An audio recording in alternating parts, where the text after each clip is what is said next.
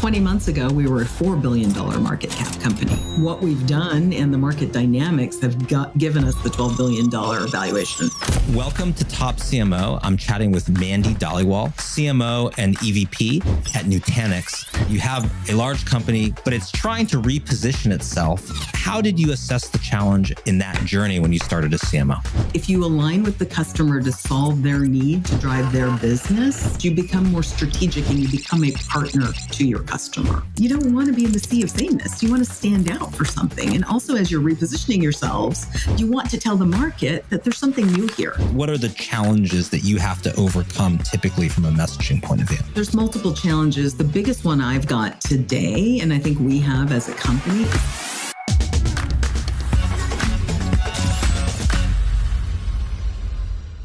Welcome to Top CMO. I'm chatting with Mandy Dhaliwal, CMO and EVP at Nutanix. And Mandy, when you talk about your journey from being an outside person brought in to be CMO, and what was the challenge ahead? You have a large company, 6,000 people, $12 billion market cap currently, but it's trying to reposition itself after a legacy as an appliance company and then a software and subscription company. So how did you assess the challenge and how did you get started in that journey when you started as CMO? Thanks, Ben. It's great to be here. Really, excited to be here to chat with you. I think, that journey didn't start the day I joined the company. That journey started when I was first introduced to the company. So as a part of my own information gathering, I looked at the space, obviously familiar with the space because I come from infrastructure and kind of various aspects of application and data technologies. So for me, there was an interest because I had familiarity with the company.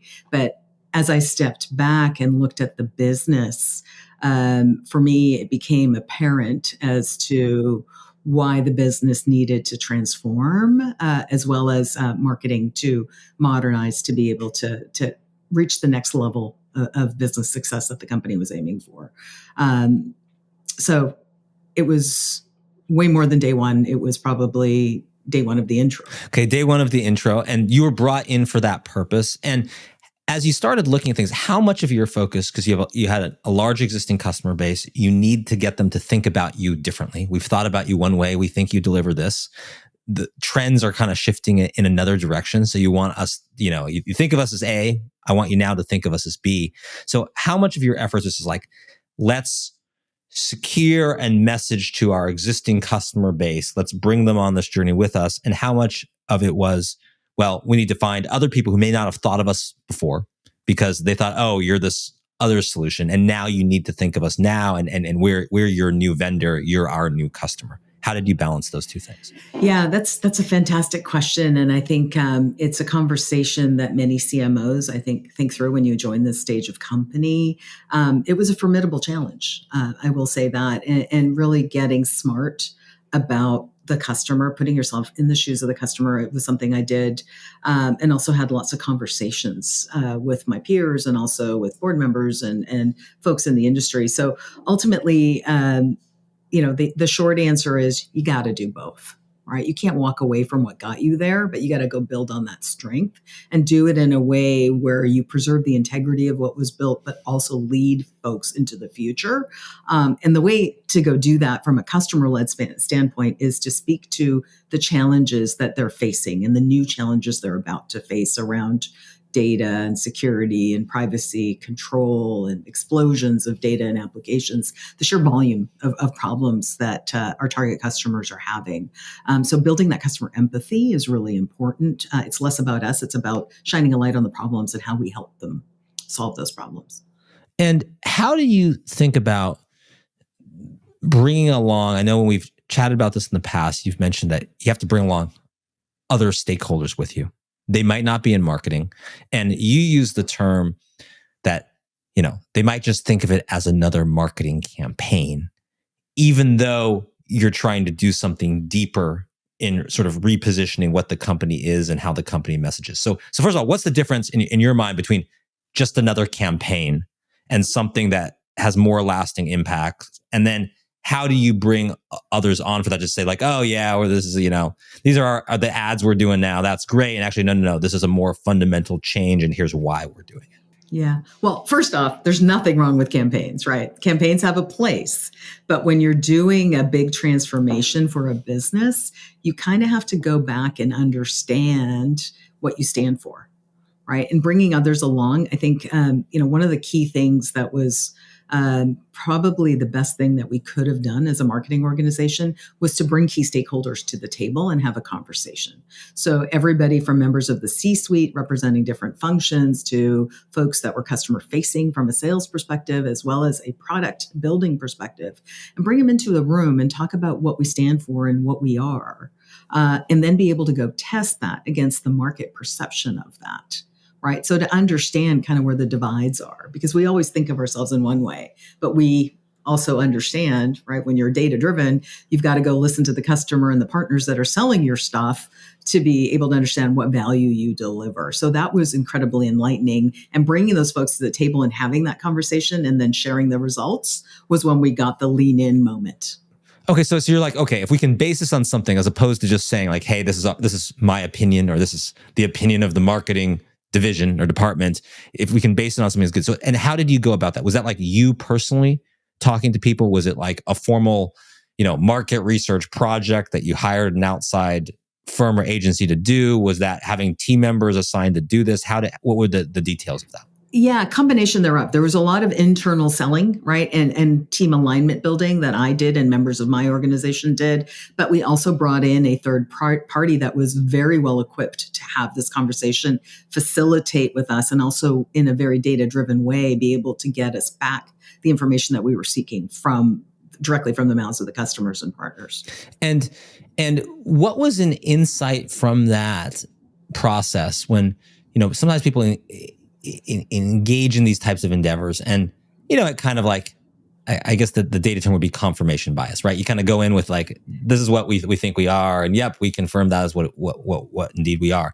Is there something that surprised you from that process that impacted the direction of the company that you just didn't see coming? Yeah, it was really a breakthrough moment, Ben. Thank you for asking that question. And for me, it was particularly interesting to watch, especially, we're a technical company. We're a very engineering oriented company, to watch these folks that are very left brain really be able to grok some new data, right? We're a hybrid multi-cloud company. We have a platform that helps solve infrastructure. And I refer to ourselves as the underpinning of how modern businesses run, right? In the most non-technical terms that I can describe it. And it came back that really what we were known for was our data capabilities, our data management, our data handling capabilities, right? And obviously in this day and age, data is critically important. We already know that. But to have that kind of hit us right between the eyes and really also kind of hone in on the fact that this was our demonstrable product advantage that we had and competitive advantage in the market, that was a breakthrough. Lots of eyes wide and a lot of, oh yeah, absolutely, we should go lead with that message. Sure. Well, and then take us through the process then of, you have that insight, you've done some listening, you've brought on more stakeholders because you base it on something they can kind of hold their hands on. So it's not like it's, made up by marketers. What was the process after that to bring it to life? Where it actually starts, being maybe internally facing and then outwardly facing some type of output from this exercise. Yeah, and it was done in a way that was highly complementary to the creative side of the house, right? So we had the narrative and the strategic positioning of where we thought we had to go, right? And that positioning was one platform to run your apps and data anywhere. Nutanix, hybrid multi-cloud simplified. That was the codification of the work and the research that we had done. And then the next challenge was, how do you show up in the market and change your stripes, right? Because we were known for expertise in HCI, hyper-converged infrastructure. We'd IPO'd, we'd gone through all sorts of fanfare. So we had that strength, and now we were about to build on that strength. So as a part of it, we did an engagement with our agency of record, and we started to look at our competitive set and our ecosystem to look at how they talked about themselves and how they showed up visually, right? What the brand stood for. So there was a lot of work done in parallel with this research. So it was a complete transformation of the marketing message to the market, as well as the positioning of the company. And so ultimately what we found was our colors were blue and green, and so was everybody else in our competitive set. So we lovingly coined that term as the sea of sameness. And so as a challenger brand, you don't want to be in the sea of sameness. You want to stand out for something. And also, as you're repositioning yourselves, you want to tell the market that there's something new here. We're different now. Come look at us again, right? Understand the new Nutanix. And so as a part of that, we went through a study of the color wheel, like the fun side of marketing, the things we get to go do, and we went through and looked at a few different color options. And so we came up with a library of things that we could go do. We tested internally. That was the fun part. We tested across stakeholders within marketing as well as outside of marketing. I got to present at our sales leadership meeting and put together a highlight reel of what we could potentially look like, kind of the old versus the new. And lo and behold, by April of the following year, I joined in April. And so a year later, we were relaunching ourselves as this one platform to run apps and data anywhere with a whole brand new look and feel, with an X that was modernized, because the X has been a cornerstone of our go-to-market message, and a new color palette, and very much more modern. And so I'll parlay it a little further for you. Now that we're past the 6-month mark of the brand being activated, we know that we've got a lift by north of 25% in terms of traffic to the website. We know within our target account base, we have over half of our target accounts have engaged with us in the last 6 months. So not only did we build the right message, we got the right execution on creative look and feel, pushed it out into the market, and we're starting to get the spikes that we wanted as far as resonance of the message, as well as the engagement that we're looking for within our target accounts. So very gratifying project to lead, and also to bring our teammates along on the journey. This was an entire company effort. Well, and how do you think about that type of sort of rebranding, repositioning effort in the context of a engineering first company? What I mean by that is, there's different types of companies that, and obviously there's some companies that really lead with marketing. Technically, typically an engineering company, marketing can be like, especially at a large company, it can be like a little bit like, yeah, we've got to do it, but it's kind of like, it's a little bit like, yes, it's important, but like, there's the kids table and the adults table, and the adults are like the technical, that's where we eat the meal, and the kids table, like, yeah, you do it, and you get invited over to the adults table every once in a while, but then like go back to your kids table, because that's not what we're about, right? Other companies are different, but that's typical approach to engineering-led company. Did you encounter that? Yeah. How do you kind of change that, especially when a company has to transform and suddenly be maybe more like, no, marketing, come over, eat with us. We got to do this, right? You have to change it. So how did you approach the whole thing?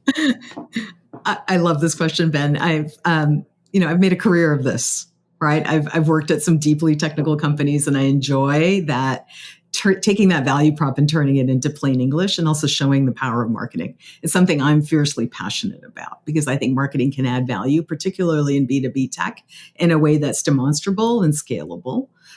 So yes, very much kids table. Yes, marketing's an afterthought. Don't you guys just write press releases and throw parties, right? And put our name on mugs and socks, right? That's generally the perception of marketing, which, we as marketers have more work to do. I think there's a lot of work underway to now dispel some of that.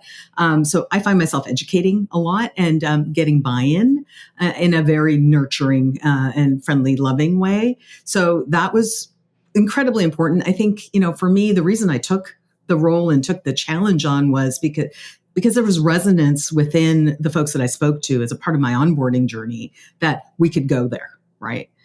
So having a business conversation in the context of preserving the technology and not dumbing it down too much, right? But also speaking in the voice of the customer. These are all the different puts and takes that you have to consider as a marketer. You have to be really aware and preserve the integrity of the technology. Because at the end of the day, the reason I'm here and the reason this organization is here is because of what was founded in this company as the IP, right? And so I think it's a two-way street. So understanding that as a marketer and understanding the responsibility we have to take this technology to market, and also from the technical side, showing them that we're partnering with them to be able to extend and drive growth for the business. So, it's a handshake that has to happen, and there needs to be a lot of conversation and communication to be able to go, well, we're not doing that. We're not doing this for this sake.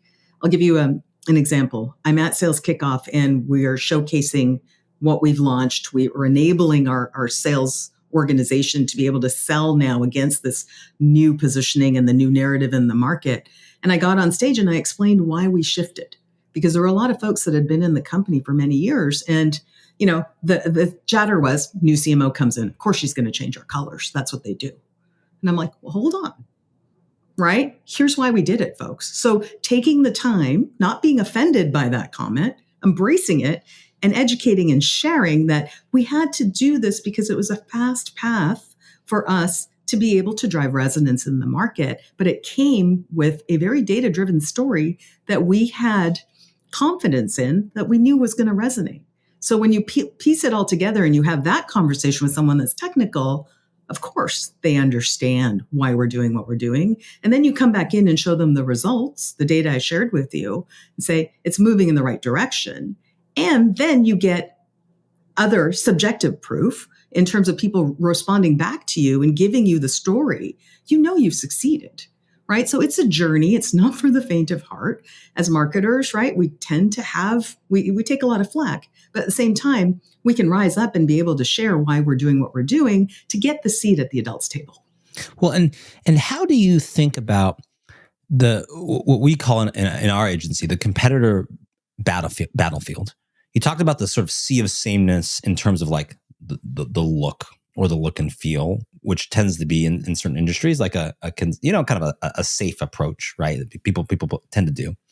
But in terms of the messaging, I know in technical fields where it can be difficult, particularly ones in fields where there's not a clear, technical winner, right? It's like it's aspects are being commoditized, where there's always this challenge of, well, we are the most advanced, but they say they're the most advanced. And they say they're using the new hotness like AI and machine learning, but they're not really. We're the ones who are really doing it. And this jargon, gets sort of passed around, and they say that they're, user-centric or customer-centric, but we know they're not. And they just say it. But there's this kind of tendency to have it's very convoluted and things lose meaning because everyone sort of says the same thing, and it's hard for the end customer to tell the difference. So how did you tackle that sea of sameness with your competitors?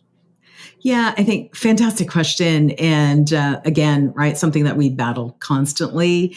And my perspective on it is when you lead with the customer pain and the customer problem, right, that's a conversation that happens later in the context of their specific problem.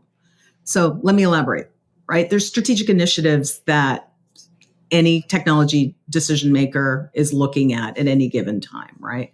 And so modernization is something that's coming up over and over, right? We kind of walked away from digital transformation. That was a buzzword, up until a few years ago. I think COVID kind of changed that, accelerated it. It's, who knows what that really means right now. But at the end of the day, if you align with the customer to solve their need to drive their business, some of the tit for tat marketing goes away because you become more strategic and you become a partner to your customer, right? You still have to have that conversation in the context of TCO and ROI, and you show product benefit over, competing technology. So you still have to put your best face forward. But if you lead with that, you're getting to the sugar high of marketing versus getting to the impact of marketing.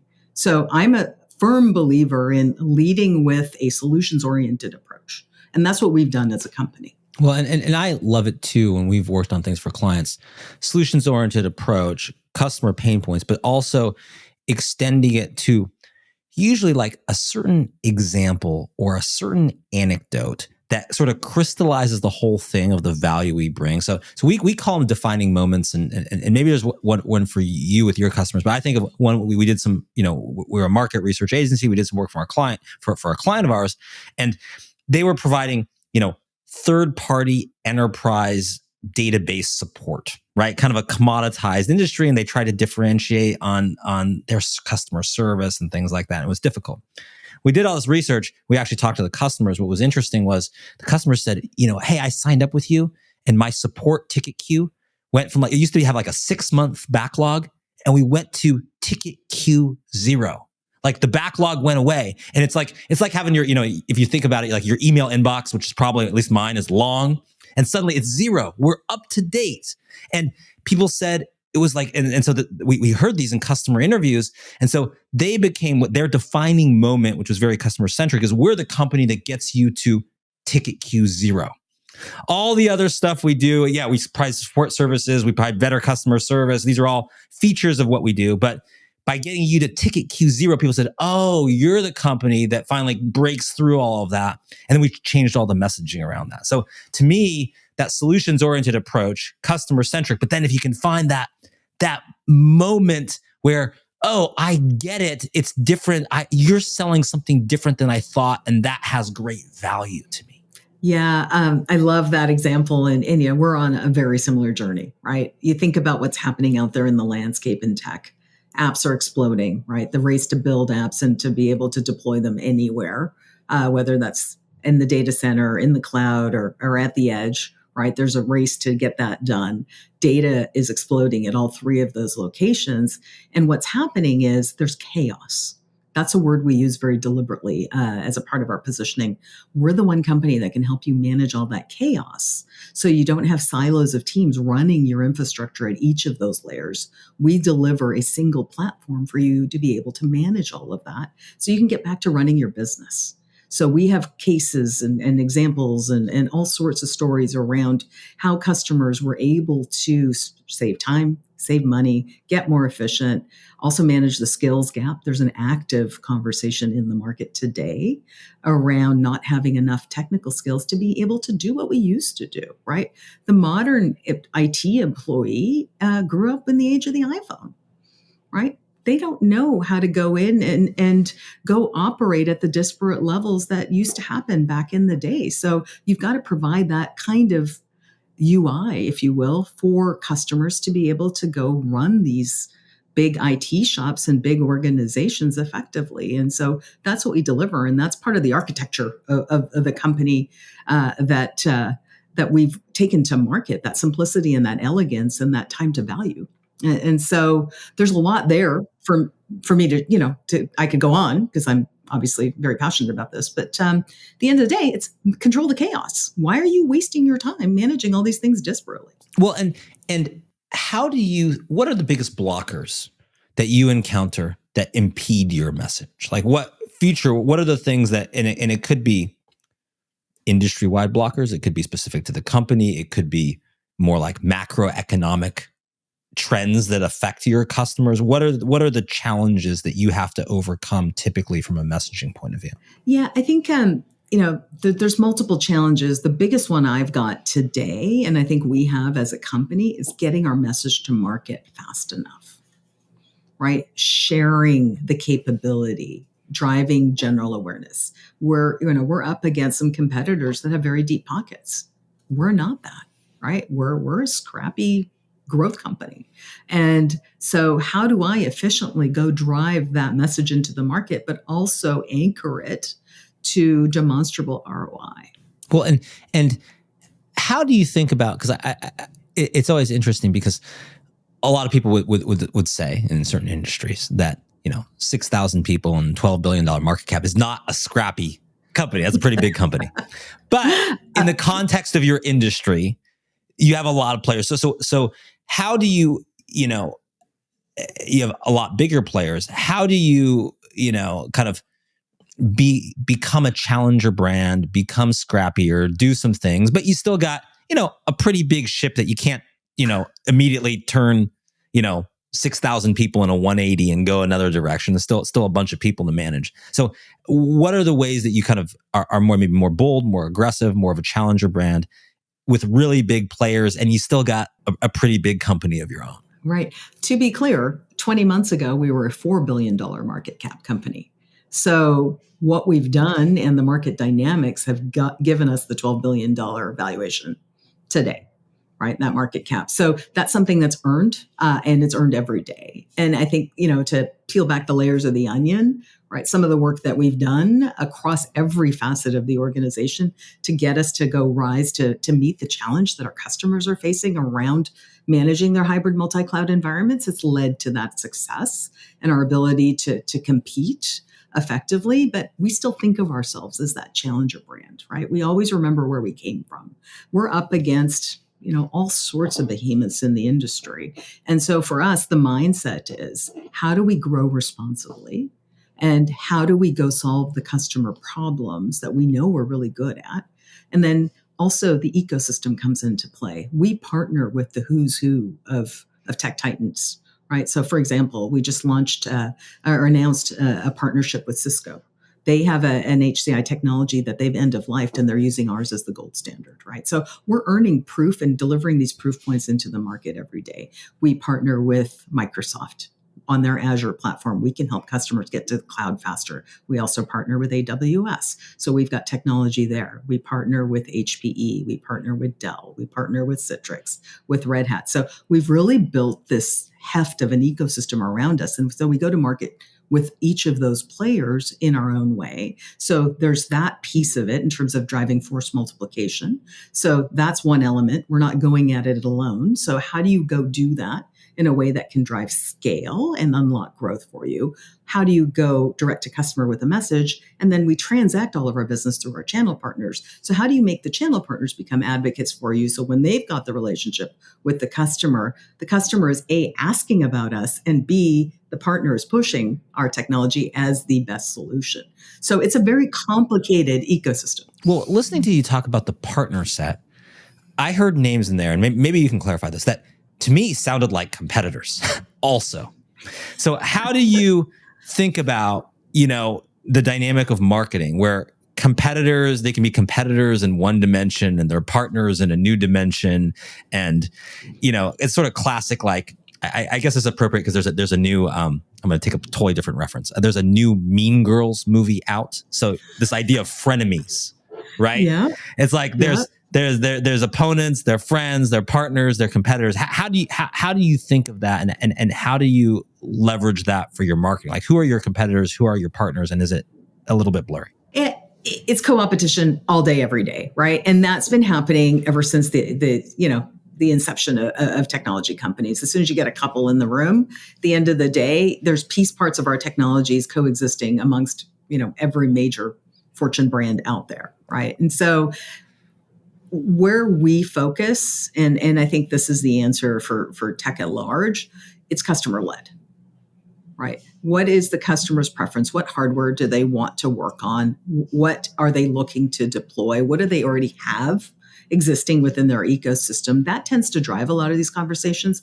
Our job is to be open and to be able to address any of those opportunities as they come along. So it's less about the competition. It's more about the customer need is how we think about it. Because if you get caught up in looking at all the nuance of, well, I can't possibly go partner with them because we have, this edge corner solution that competes, you're never going to get anywhere. And the reality is, I think as a tech community, we all realize that we need each other.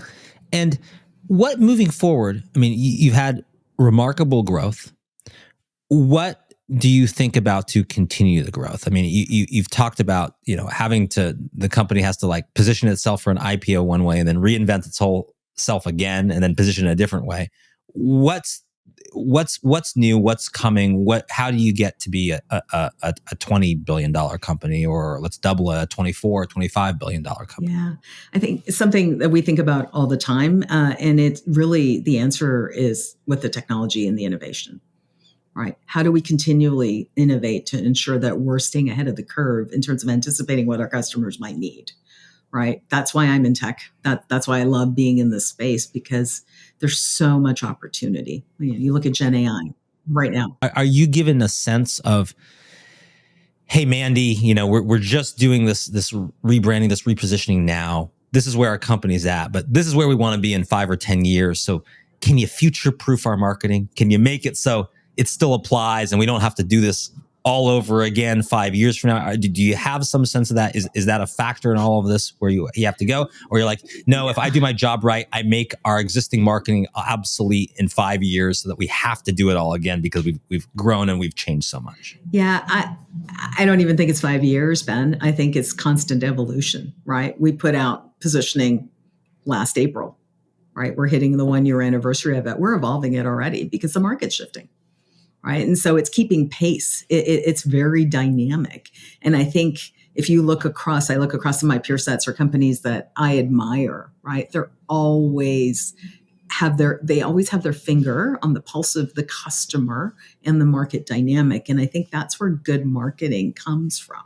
You have to be agile enough and also dynamic enough to embrace what's happening in the market and be able to position yourself for the opportunity, right? I go back to generative AI, right? We didn't know at the beginning of last year that was going to become as big as it has become. But ultimately, we launched product last August. We have a whole strategy. We want to be the destination for these AI workloads. We are the modern platform that can help organizations get started and run those AI workloads securely and with control. And so how do you get that message out, right? And so that's an adaptation of our story, right? We started with an app explosion, right? And all sorts of data exploding, but there's an AI frenzy out there as well. And so you have to continually pivot. Otherwise, you're done. You're a dinosaur. And what I want to end on is this idea of, you mentioned that part of your marketing message is around chaos. You use the word choicefully, manage the chaos. Mm-hmm. How do you, back to your role as CMO, manage the chaos of sort of modern marketing? A lot of channels, a lot of platforms, a lot of partners, a lot of competitors. How do you manage that chaos? Where do you spend your time each week? How do you get more out of? I'm pretty sure you have the same 24 hours in the day that I do, 7 days a week, unless you've figured out how to hack that, in which case, please share. But how do you get the most from that and manage the chaos just as a CMO and the role of a CMO? Yeah, fantastic question. And I think if any one of us were to crack that code, we wouldn't be on Top CMO podcasts anymore. You abstract, you just be part of the ethos, just part of Mandy is everywhere. She's not even on a podcast, she's omnipresent, however that is. Okay, but yes, until then, how do you do it? I think it starts with the team, right? You need to build a team of leaders and partnerships across the organization that understand the strategy and where you're headed. And I think that, I often refer to marketing being a team sport. And so for me, that's critical success factor number one. Surround yourself with the right people that are on the mission that you're on, right? Have the buy-in. And so people understand. And it's not chaos for chaos sake, because if there's too much chaos in marketing, something's wrong, candidly, right? You need to be a well-oiled machine. My philosophy is I'm a proponent of machining marketing where you can. Right? There's left brain and right brain on marketing. And it frees us up to be able to go do the creative stuff and to go do the punch throughs and breakthroughs into the market. So really codifying go-to-markets, getting messaging right, building discipline, building consistency, all of that has to happen. That was year one, right? Now it's how do you build upon the success of it and how are you embracing the change that's coming your way and harnessing the power of your team to be able to go deliver on that and meet the market where it is. All at the same time, right? Working very closely with our constituents, if you will, or colleagues within product and within sales, so they understand the strategy and you've built the trust, so they all know that you're in their corner. That minimizes chaos. I'm not waking up to bombs in my email. Right? I'm waking up to, hey, we just thought of this. How about we do this? And how do we align as an organization to be able to go help meet that need and go deliver that message into the market?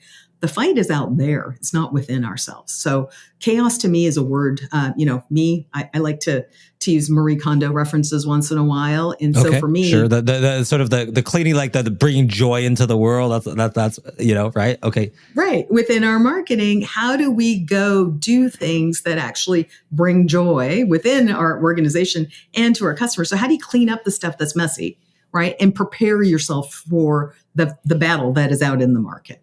That's how I think about it.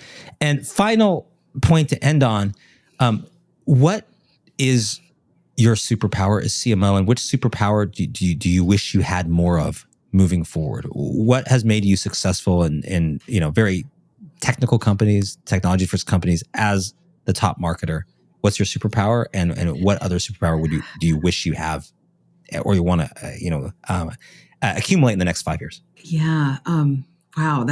That's a really deep question, Ben. I hadn't prepared for this one at all. Not that I prepared for this conversation at all. I think, superpower, I think there's things that organizations value. And if I look back on my 20 plus year career, I think, a couple of things. That teaming, right, mindset. I think the ability to jointly solve, I think is really important. Bringing people along on the journey, being easy to work with is something I tremendously value, and being collaborative. I think that's critically important. That's one bucket.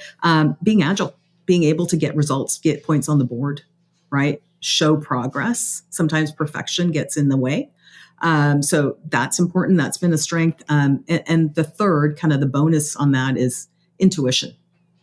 Right. I've got this keen sense of marketing, and spidey sense, I like to refer to it as. I've been in many marketing orgs throughout my career, different shapes and sizes of companies, all the way from startups to enterprise organizations. I've done virtually every function as a responsibility at one point or another in my career. So I deeply understand what my teams are going through and can help them navigate and look around corners where they may not necessarily look, to help prevent them from making mistakes and also delivering agility. So I think that's what gets us into these CMO roles, to be able to have that depth of experience and really be, really good at our domain. But ultimately, I think being in tech, that partnership is really important. As far as a skill that I wish I had, or what I'm working on, is to make more time to be engaging with customers.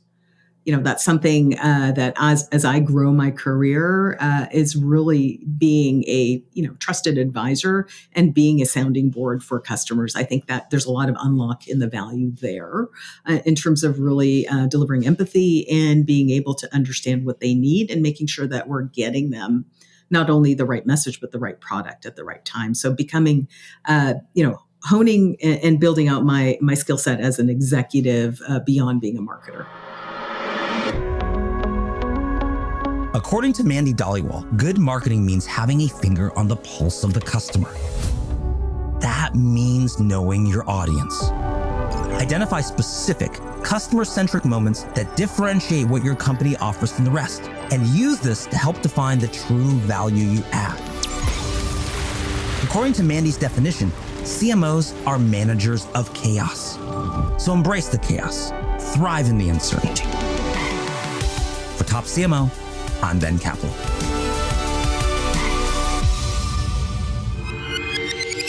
This amazing episode was brought to you by Top Thought Leader.